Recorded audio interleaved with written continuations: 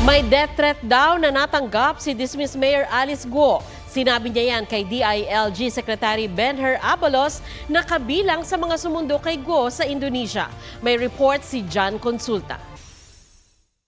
Check patulong, may death threat na kasi. Di bale, basta importante.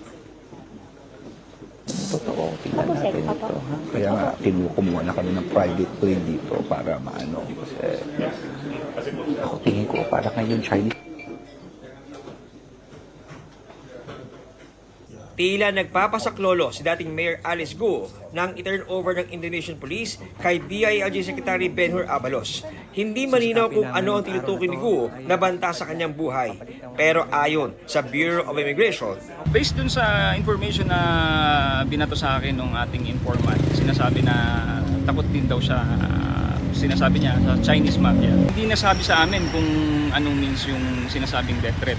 ayon sa Immigration, ilang beses nagpalipat-lipat ng pinagtataguan si Guo. Bago naman siya naaresto sa townhouse na ito sa Tangerang City sa Indonesia, nagpaabot si Guo ng surrender feelers sa DOJ tracker team.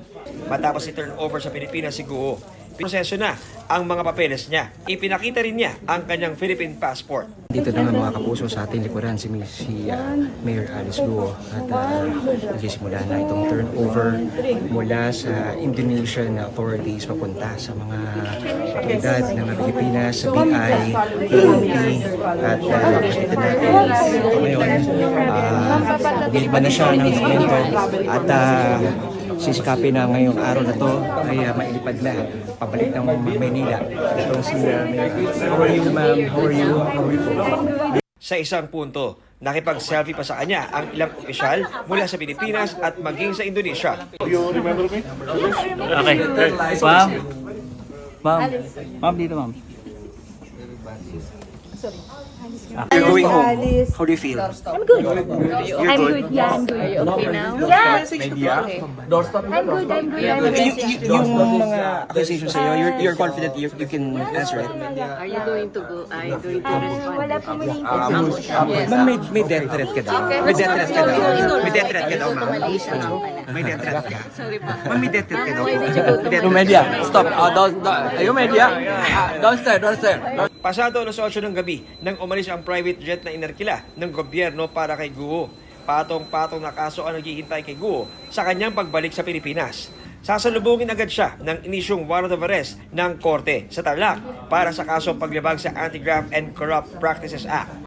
Dahil yan sa paggamit umano sa kanyang pwesto para paboran ang Baufulan na nagpaupa ng lupa sa Pogo sa Bamban. Bukod pa yan sa mga reklamong qualified human trafficking, money laundering at tax evasion na nakasampa sa Department of Justice. Pinapakansela rin ng Office of the Solicitor General ang birth certificate ni Guo. May kinakarap ding reklamong material misrepresentation si Guo sa COMELEC. Mula sa Jakarta, Indonesia, John Consulta, nagpapalita para sa GMA Integrated News. Huwag magpahuli sa mga balitang dapat ninyong malaman. Mag-subscribe sa GMA Integrated News sa YouTube. Sa mga kapuso abroad, subaybayan nyo kami sa GMA Pinoy TV at sa www.gmanews.tv.